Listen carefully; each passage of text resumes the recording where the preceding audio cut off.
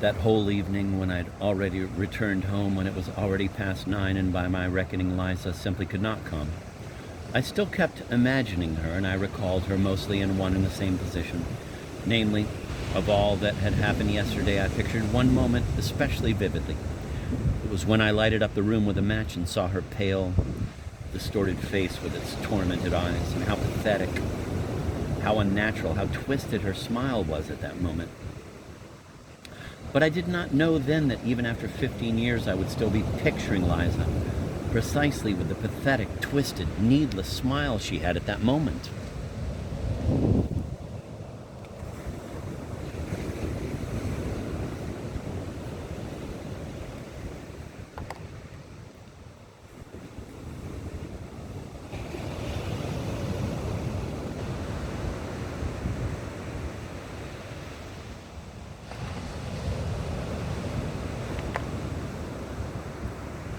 The next day I was again prepared to regard it all as nonsense, frazzled nerves, and above all, exaggeration. I was always aware of this weak link in me, and at times was very afraid of it. I'm forever exaggerating, that's where I'm lame, I repeated to myself at all hours. But nevertheless, Liza may still come. This was the refrain with which all my reasonings at that time concluded. I worried so much that I sometimes became furious. She'll come. She's sure to come, I'd exclaim, running up and down my room. If not today, then tomorrow, but she'll find me. That's the cursed romanticism of all these pure hearts. Oh, the vileness, oh, the stupidity, oh, the narrowness of these rotten, sentimental souls. How can one not understand? How indeed can one not understand? But here I myself would stop, and even in great confusion. And it took so little talk, I thought in passing, such a little idle, an affected idle, besides a bookish one, to succeed in turning a whole human soul the way I wanted. There's virginity for you. There's the freshness of the soil.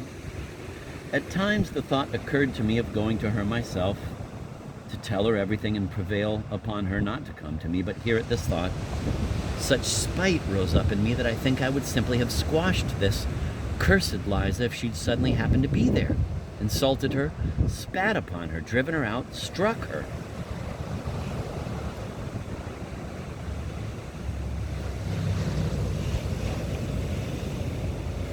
A day passed, however, then another, then a third. She did not come, and I began to calm down. I especially took heart and let myself go after 9 o'clock. I sometimes even began to dream, and that quite sweetly. Quote, I save Liza, end of quote, for example, quote, precisely through her coming to me and my telling her. I develop her, educate her. I finally notice that she loves me passionately. I pretend not to understand. I don't know, however, why I pretend, probably just for the beauty of it. At last, all confused, beautiful, trembling and weeping, she throws herself at my feet and says that I am her savior, and that she loves me more than anything in the world.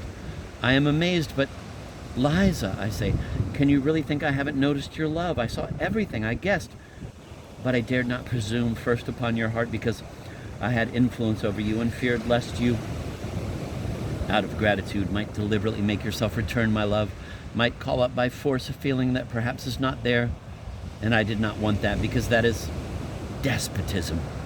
It is indelicate, end of quote. Well, in short, here I let my tongue run away with me in some such European, George Sandian, ineffably noble refinement. Quote, but now, you are mine, you are my creation, you are pure, beautiful, you are my beautiful wife, and now, full mistress of the place, come bold and free into my house. And then we begin living happily ever after, go abroad, etc., etc. End of quote. In short, I felt vile and would end by sticking my tongue out at myself.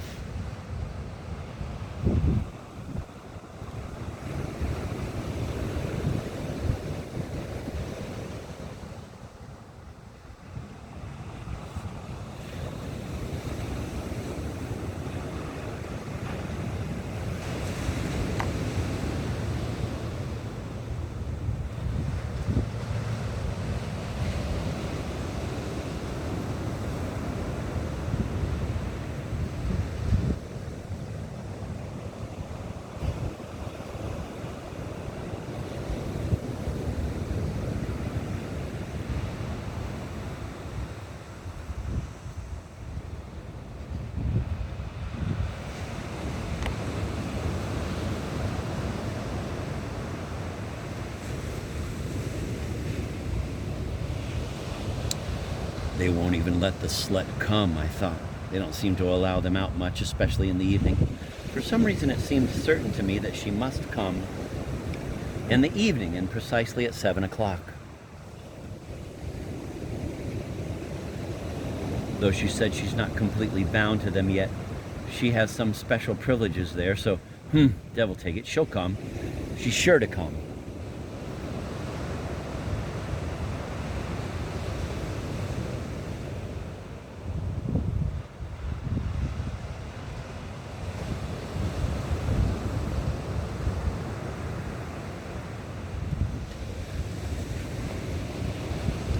It was a good thing Apollon diverted me at that time with his rudeness, drove me out of all patience. He was my thorn, a scourge visited upon me by Providence. He and I had been in constant altercation for several years on end, and I hated him.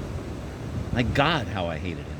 I think I've never in my life hated anyone as I did him, especially at certain moments. He was an elderly, imposing man,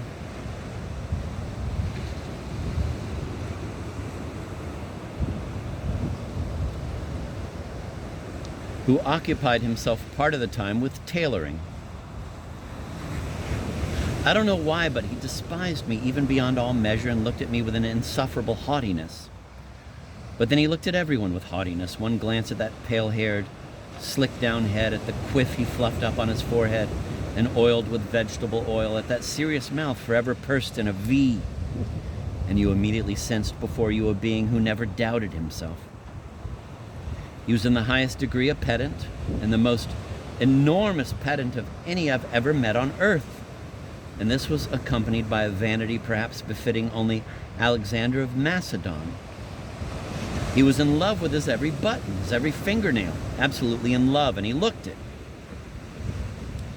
He treated me quite despotically, spoke extremely little with me, and if he chanced to let his eyes rest on me, he did so with a firm, majestically self-confident, and permanently mocking look, which sometimes drove me to fury. He fulfilled his duties with such an air as if he were bestowing the highest favor upon me.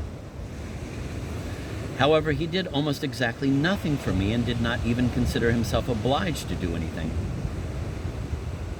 There was no doubting that he considered me the most complete fool in the whole world, and if he, quote, kept me around, end of quote, it was solely because he could get his wages from me every month.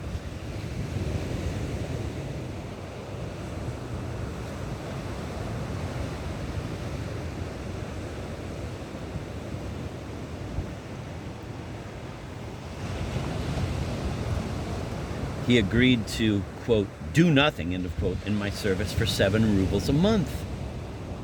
Many sins will be forgiven me for him. It sometimes reached such hatred that I'd be all but thrown into convulsions by his gait alone. But I loathed his lisp, especially. His tongue was a bit longer than it should have been, or something like that, which caused him to be forever lisping and sissing. And he was apparently terribly proud of it, imagining that it lent him a great deal of dignity. He spoke softly, measuredly, placing his hands behind his back and looking down. He especially infuriated me when he started reading the Psalter behind his partition. I endured many a battle on account of that reading, but he liked terribly much to read in the evenings in a soft, even voice, chanting as over a dead body.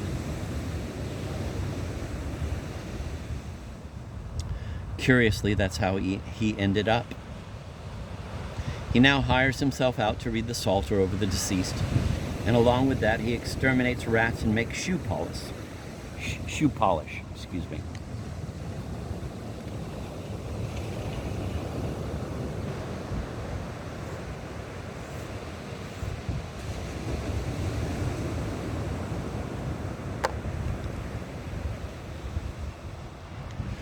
Curiously, that's how he ended up. He now hires himself out to read the Psalter over the deceased, and along with that, he exterminates rats and makes shoe polish.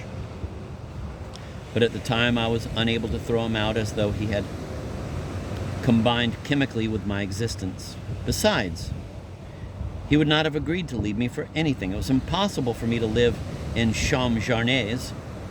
My apartment was my mansion, my shell, my case, in which I hid from all mankind. And Apollon, it seemed to me, devil knows why, belonged to that apartment. And for a whole 7 years, I was unable to throw him out.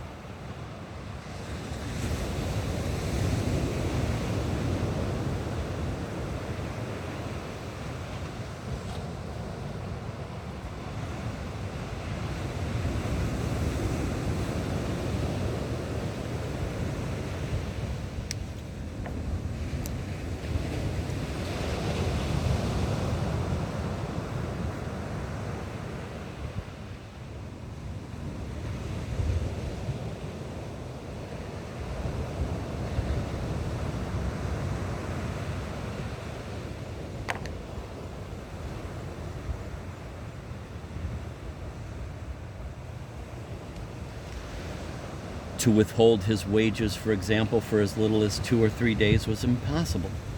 He'd make such a to-do that I wouldn't even know where to hide. But in those days I was so embittered against everyone that I resolved, who knows why or what for, to punish Apollon and not give him his wages for another 2 weeks. I had long been intending to do this for 2 years or so, solely to prove to him that he dared not get so puffed up over me,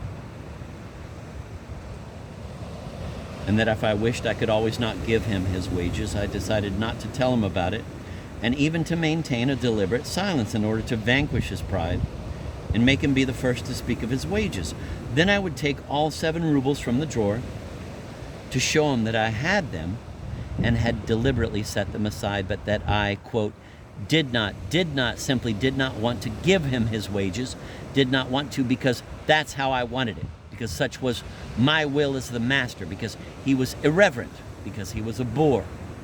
But that if he asked reverently, perhaps I would relent and pay him. Otherwise, he'd have to wait another 2 weeks, wait 3 weeks, wait a whole month.